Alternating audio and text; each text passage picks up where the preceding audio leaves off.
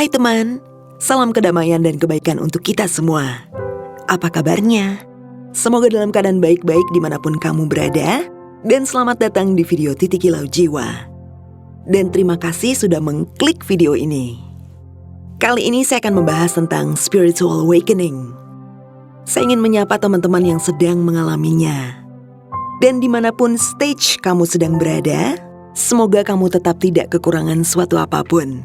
Semoga Titik Kilau Jiwa akan selalu bisa menjadi teman jiwa dan sandaran untuk hati kamu.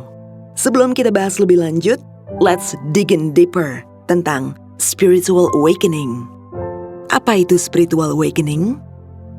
Spiritual awakening adalah sebuah proses panjang tentang peningkatan kesadaran yang terjadi pada kehidupan seseorang yang menuntun pada proses pencarian jati diri, lalu akhirnya mengantarkan seseorang pada pencerahan dan ditutup dengan pengetahuan baru bahwa dia memiliki dan memahami purpose of life-nya di perjalanan jiwanya sebagai manusia di bumi.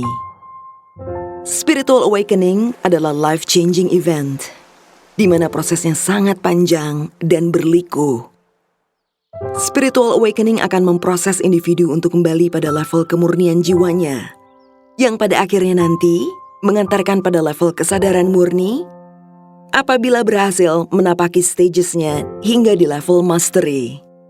Pada dasarnya, roh jiwa kita adalah roh jiwa yang memiliki ingredient yang sama dengan energi kesucian Tuhan dan semesta. Namun ketika kita lahir ke dunia, di saat titik kelahiran sampai dewasa, kadar purity dan kesuciannya menjadi sangat berbeda. Karena terprogram dengan konsep kehidupan 3 dimensi yang membentuk manusia yang memiliki sifat sangat duniawi, sangat fisikal material, ambisi, kompetitif, validatif, dan berkemelekatan dunia. Karena terprogram dengan konsep dunia 3 dimensi tadi yang menuntut kita harus fokus untuk bekerja dengan giat karena tuntutan kehidupan dan tuntutan untuk meraih kesuksesan material dengan segala kesibukan dan kehektikannya yang sangat membius, plus membuat kelelahan fisik maupun mental. Ditambah lagi dengan pengalaman drama kehidupan dunia 3 dimensi dengan segala problematikanya, yang membuat kekecewaan dan penderitaan batin, dan trauma yang tidak bisa dihindari, tapi malah terakumulasi dari kecil hingga dewasa, sehingga begitu sulitnya untuk kembali ke jiwa kita dengan level kemurnian yang baik, di mana poros energi badan kita bisa bersih, bervibrational frekuensi yang tinggi, sehingga bisa selaras dengan energi Tuhan semesta. Spiritual awakening adalah tentang ini. Tentang sebuah proses purifikasi jiwa manusia untuk kembali ke titik tanpa distraksi duniawi. Ke level kemurniannya menuju peningkatan kesadaran murni. Hingga akhirnya setelah pencarian jati diri yang lama, nanti akan mengantarkan pada pengetahuan atas purpose of life-nya di perjalanan jiwanya sebagai manusia di bumi. Sekarang, kita lanjut ke fase-fase dalam spiritual awakening. Ada 4 fase dalam spiritual awakening. Kita mulai dari fase pertama. Fase The Dark Night of the Soul. Sebuah fase di mana seseorang merasa berada di lowest point of her or his life. Ia merasa hampir tidak bisa menanggung apa yang dialaminya dan membuat kewalahan, baik secara fisik maupun mental. Fisik akan tidak baik-baik saja ketika mental sedang tergoncang. Karena kejadian-kejadian yang terjadi menyebabkan penderitaan batin dan menciptakan trauma yang hebat, sehingga seseorang mengalami keputusasaan berat, super stressful, anxiety, sangat depresi, berantakan, amburadul, acak-acakan, hingga beberapa ingin bunuh diri. Sehingga ketika ini terjadi, maka akan menimbulkan pertanyaan di dalam batin, apa yang terjadi dengan saya? Mengapa saya bisa mengalami ini semua? Why me? What did I do to deserve this? Proses durasi untuk The Dark Night of the Soul berbeda setiap orang. Banyak yang memerlukan waktu lama sampai belasan tahun. Mari kita bedah dan petakan apa-apa saja yang seseorang alami ketika sedang ada di fase The Dark Night of the Soul.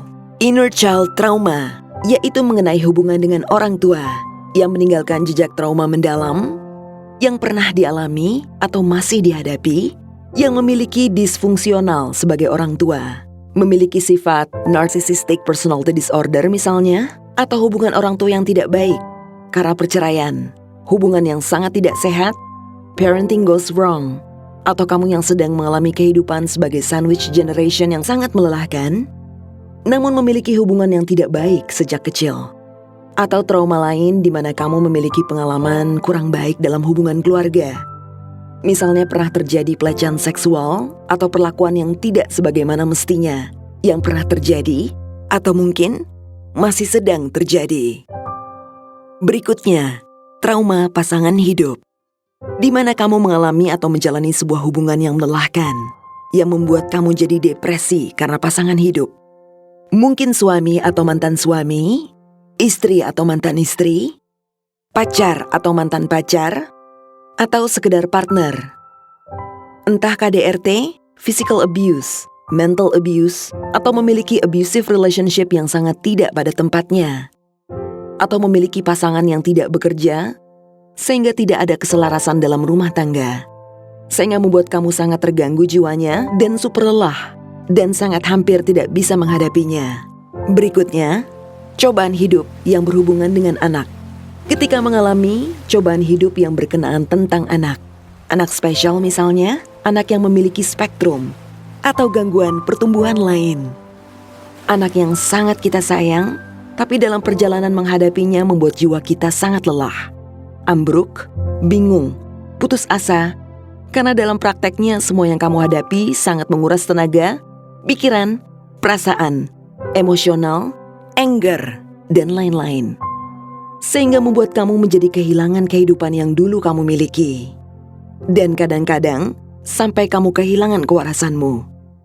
Atau memiliki anak yang sakit serius yang kamu hadapi, kamu jalani dengan tenaga yang sudah hampir habis. Dengan semua proses penyembuhan yang membuat kamu benar-benar merasa sangat super lelah sampai di titik penghabisan. Atau juga dikaruniai anak dengan masalah yang ada hubungan dengan kenakalan yang tidak pernah kamu bayangkan sebelumnya dan tidak masuk akal sehatmu, yang sangat membuat kamu jatuh di titik terendah dalam hidup. Berikutnya, cobaan hidup dalam pekerjaan.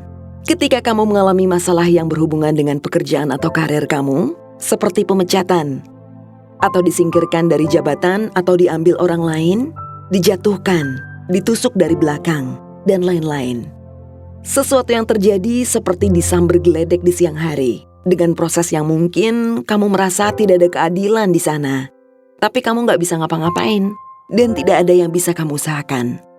Sehingga akhirnya kamu harus menghadapi semua dalam keputusasaan, kekecewaan yang sangat dalam, yang belum pernah terlintas dalam pikiranmu, bahwa ini tidak akan terjadi, tapi akhirnya terjadi.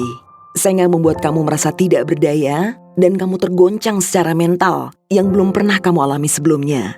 Lalu kamu depresi karena kenyataan pahit, sampai akhirnya menimbulkan masalah finansial yang serius. Atau mungkin kehilangan kemampuan untuk bekerja, karena mungkin ada masalah dalam kesehatan, atau mungkin kecelakaan. Seperti kaki yang tidak bisa lagi dipakai untuk bekerja, atau stroke yang membuat kamu harus terbaring, tidak bisa lagi bekerja. Atau mungkin seorang atlet yang jatuh hingga tidak bisa bertanding lagi, atau mungkin seseorang yang biasa menggunakan suaranya untuk bekerja namun kehilangan kemampuan untuk menggunakan suaranya. Atau kasus apapun tentang kehilangan kemampuan bekerja sehingga membuat orang tersebut berhenti kerja dan mengganggu mental dan finansialnya. Berikutnya, menghadapi cobaan dalam kesehatan. Kamu mengalami dan menghadapi sesuatu yang berhubungan dengan kesehatan kamu. Kamu jatuh sakit misalnya, sakit yang tidak main-main, sakit yang membutuhkan kesabaran, kekuatan fisik dan mental. Yaitu penyakit yang cukup berat yang membuat kamu merasa menderita. Atau sebuah penyakit yang berhubungan dengan alat reproduksi. Seperti misalnya, mengalami keguguran berkali-kali, atau pengangkatan rahim, atau divonis tidak bisa punya anak lagi. Semua terasa sangat berat, dan dalam proses waktu yang sangat panjang dan sangat melelahkan. Seperti tiada berujung. Namun, there's no escaping. Kamu harus hadapi dan hanya bisa menghadapi dengan kesabaran yang hampir habis, dengan semangat yang timbul tenggelam, dan berulang entah keberapa kalinya. sehingga kamu sudah di titik terendah. Dalam kebingungan, kesakitan, keputusasaan, mungkin kadang dalam kemarahan. Dan semua ini membuat mental kamu terganggu. Dan juga mengganggu finansial kamu. Kamu merasa ada di titik terendah dalam hidupmu. Berikutnya, kehilangan orang yang kamu sayangi. Kehilangan yang tidak pernah ada dalam imajinasi dan pikiranmu sebelumnya, namun terjadi. Dan kejadian ini sangat-sangat mengguncang jiwamu. Entah orang tua dengan tiba-tiba, atau setelah proses panjang dalam perjuangan sakitnya, atau pasangan hidup, atau anak yang sangat kamu sayang. Yang membuat seperti kehilangan separuh jiwamu, dunia seakan runtuh. Kamu susah menerimanya, dan akhirnya mengganggu ketenangan jiwamu dalam tingkat serius. Juga termasuk kehilangan anggota keluarga atau siapapun yang kamu sayangi dalam kecelakaan, atau yang lainnya, apapun yang sepertinya merenggut hidupmu sampai titik terendah. Hampir gila karena kehilangan, dan tidak bisa menerima kenyataan yang tidak pernah terbayang sebelumnya. Berikutnya, kehilangan harta benda. Mengalami ketipuan besar-besaran, seperti misalnya investasi yang membuat harta kamu nyaris nol, usaha bangkrut sampai minus yang tidak pernah terbayangkan sebelumnya, atau kebakaran rumah yang meninggalkan kamu dengan kebingungan karena semua habis, atau kejadian kehilangan harta benda yang membuat kamu putus asa berat, stres tingkat tinggi yang membuat hari-hari kamu limbung, tidak tahu harus bagaimana menghadapinya. Perasaannya hancur dan belum pernah kamu alami sebelumnya. Akhirnya membuat kamu depresi dan mengganggu mentalmu tidak main-main. Karena akhirnya kamu mengalami keadaan finansial yang sangat berat sampai di titik nol, bahkan minus. Dalam spiritual awakening yang terjadi pada setiap orang berbeda dan unik. Cobaan dalam The Dark Night of the Soul bisa jadi tidak hanya satu, bisa 2, 3, bahkan lebih yang terjadi dalam satu waktu secara tumpang tindih atau bergantian. Ketika kamu sudah mengalami The Dark Night of the Soul, mari kita bahas fase berikutnya dalam proses spiritual awakening, yaitu fase kedua, fase isolasi. Ketika kamu sudah mengalami fase The Dark Night of the Soul yang sangat meluluh lantakan kehidupanmu, maka kamu akan memasuki fase kedua, yaitu fase isolasi. Fase isolasi disebut juga dengan hermit phase. Seperti apakah fase isolasi ini?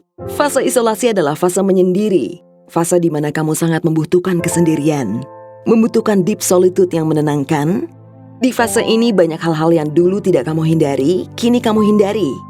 Di fase ini kamu banyak menghabiskan waktu hanya bersama dirimu dalam hening, mengurung diri di kamar, atau dimanapun dalam kesendirian.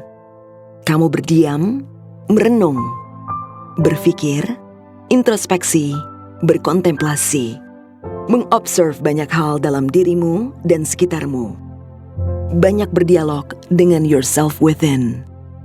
Fase di mana kamu banyak mencari jawaban atas segala sesuatu yang terjadi dalam kehidupanmu. Your life is shifting so much, changing drastically. Hari-harimu, kebiasaan-kebiasanmu, lifestylemu berubah. Banyak yang kamu tinggalkan karena dirasa sudah tidak lagi membuat kamu nyaman dan relevan dalam lingkungan, kehidupan sosial, pertemanan, pergaulan. Banyak berubah. Also the way you see yourself and the way you see people, termasuk penilaian terhadap semua di sekitarmu, juga berubah. Kamu semakin sensitif terhadap energi. Kamu bisa merasakan energi orang-orang di sekitar, emosi-emosi mereka, bahkan membaca pikiran mereka. Energi di crowded place dalam setiap situasi.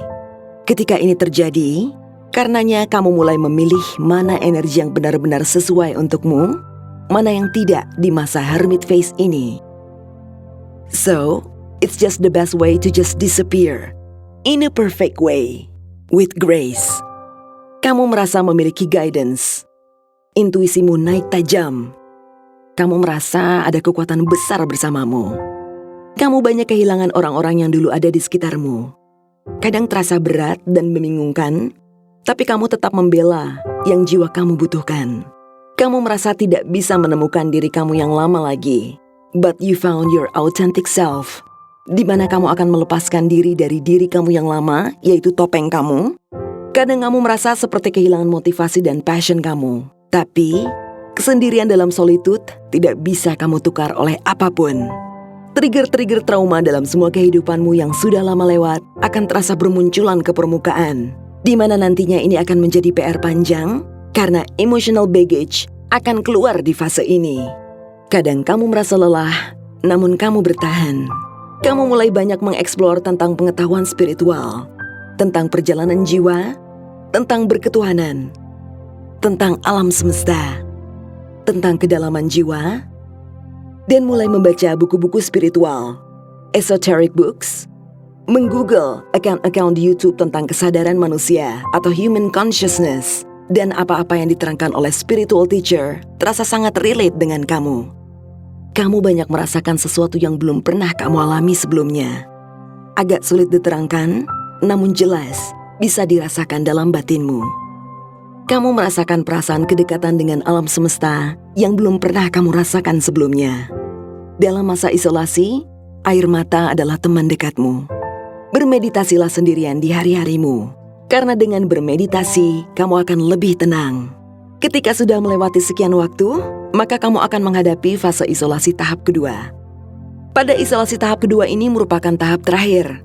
Ketika sudah lama dalam deep solitude, kamu banyak memiliki kesadaran baru, pengetahuan bertambah akan dirimu, jiwamu, dan perjalanan spiritualmu.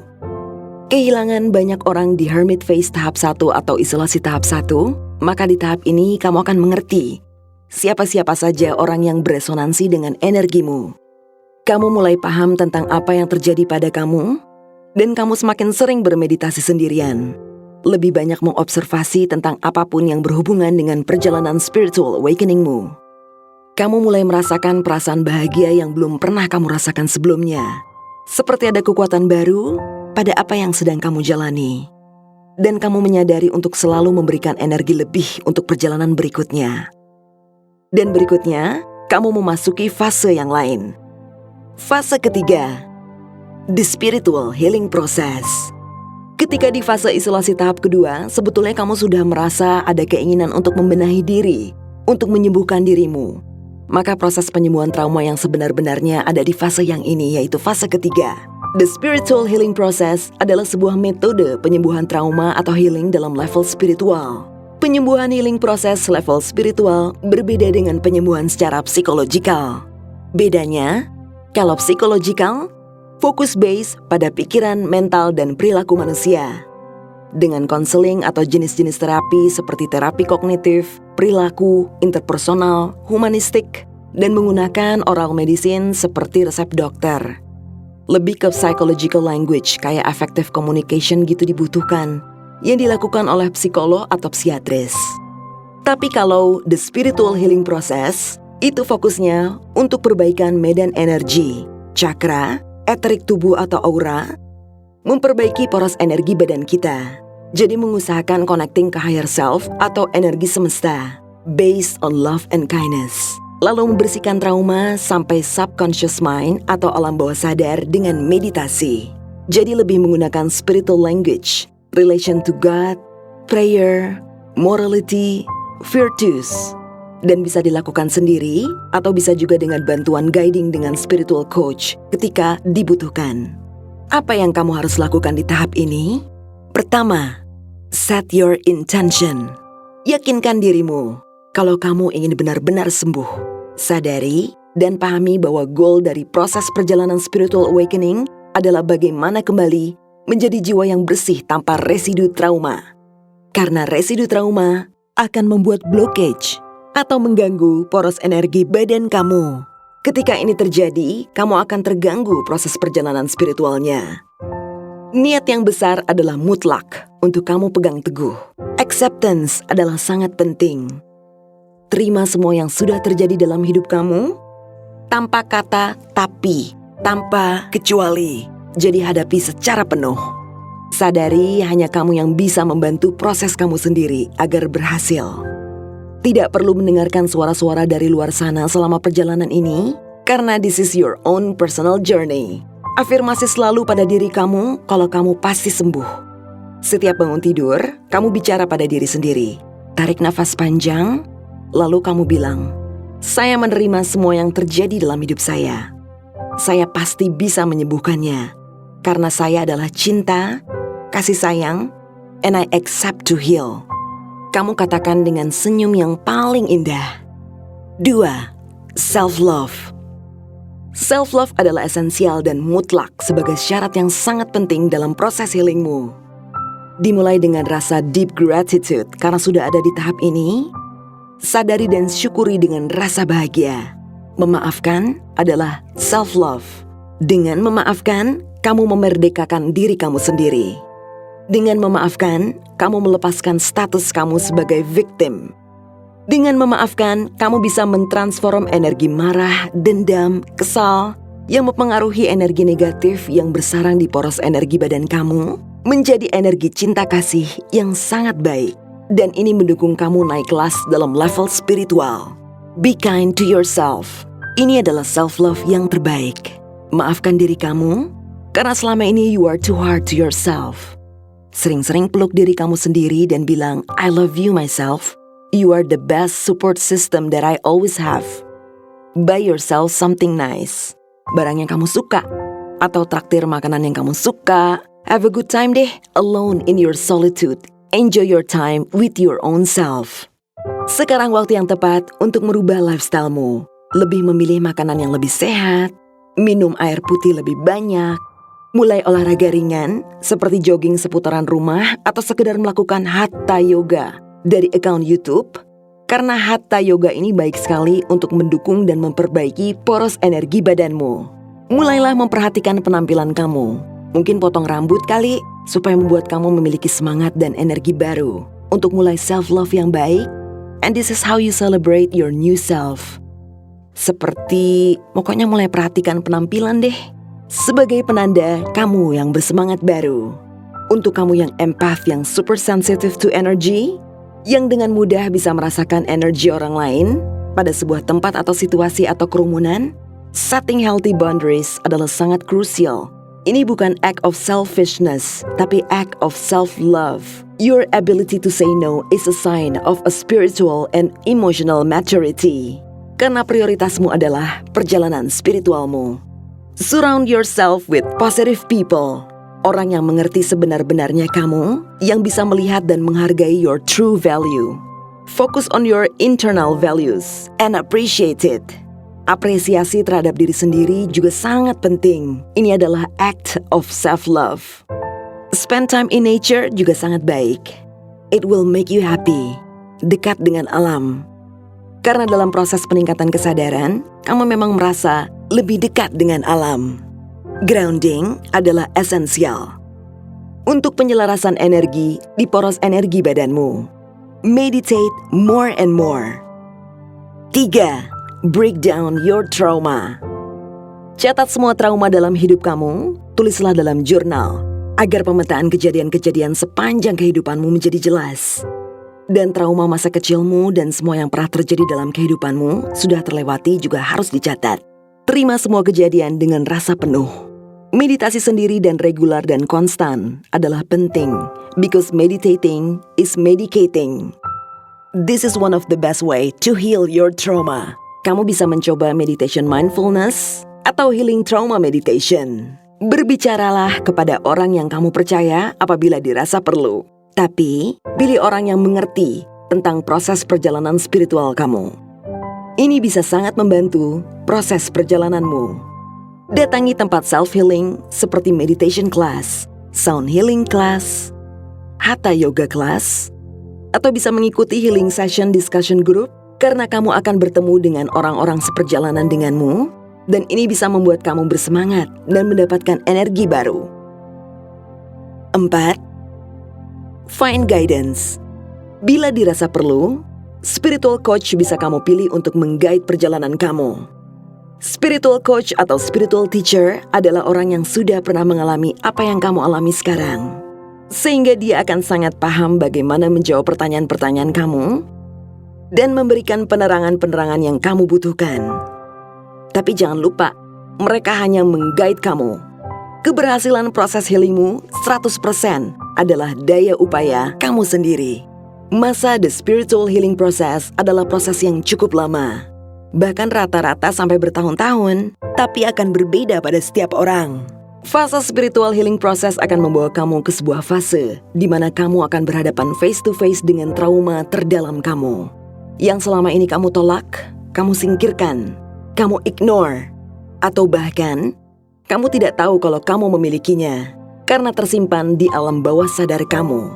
Namun, kita harus bisa menghadapi semua kerak trauma kita, baik di alam sadar atau conscious mind, dan alam bawah sadar atau subconscious mind. Ketika kejadian masih bisa kita ingat, berarti dia tersimpan di alam sadarmu. Namun apabila trauma tersebut adalah inner child trauma yang terjadi saat usiamu masih sangat kecil, dan kamu sudah lupa, tapi alam bawah sadar kamu atau subconscious mind merekam dan terprogram di sana. Berarti kamu memiliki shadow dan harus melakukan shadow work. Biasanya apabila seseorang masih memiliki shadow, maka ketika proses usaha penyembuhan trauma sudah dilakukan, tapi orang tersebut masih belum juga selesai dengan traumanya. Masih sering tertrigger, masih sering nangis, masih suka berantakan hatinya. Disinilah dibutuhkan shadow work dalam spiritual healing process. Mengenai shadow work, kita akan membahas di video terpisah ya, tapi masih dalam series Spiritual Awakening. Kamu bisa mencari videonya nanti. Sekarang kita lupakan shadow work dulu. Kita akan terus membahas fase berikutnya, yaitu fase yang terakhir dalam Spiritual Awakening. Fase keempat, fase lahir kembali. Fase ini merupakan fase terakhir dalam Spiritual Awakening. Di fase ini orang sudah memiliki jati diri baru, merasa memiliki feeling wholeness of the self, unity with the universe. Proses energi badan sudah tidak memiliki blockage yang berarti, sudah berhasil dengan proses penyembuhan traumanya, di mana sudah melihat orang-orang yang pernah menyakitinya adalah orang-orang yang juga dalam perjalanan jiwanya dengan timeline masing-masing dan level kesadaran yang berbeda-beda. Sehingga sudah melihat semuanya dalam level unconditional love. Di fase ini memiliki deep inner peace dan contentment, tidak lagi memiliki kemelekatan dengan dunia fisikal material dan lepas 100% dari ego. Fase sudah ada di kesadaran tinggi, sudah tidak melihat semua dalam level dualistic thinking. Di tahap ini sudut pandang adalah sudut pandang oneness. Sudah paham the purpose of life-nya dalam perjalanan jiwanya sebagai manusia di bumi. Namun kadang, tahap ini prosesnya bisa sampai bertahun. Kebahagiaannya sudah di tahap blissful, calm, tenang, humble, and content. Panggilan jiwanya sudah begitu kuat, yaitu service to others. Baiklah, sepertinya saya sudahi dulu ya pembahasan panjang tentang Spiritual Awakening. Tapi masih akan ada episode-episode lain yang akan membahas hal-hal yang berkenaan dengan Spiritual Awakening di Titik Kilau Jiwa. Nantinya saya harap video-video Titik Kilau Jiwa akan bisa membantu kamu dalam proses Spiritual Awakening Journey. Saya pamit dulu ya, dan sampai ketemu di video Titik Kilau Jiwa yang lain. Salam kedamaian dan kebaikan untuk kita semua. Sending love from my heart chakra to yours. Always to the love and light.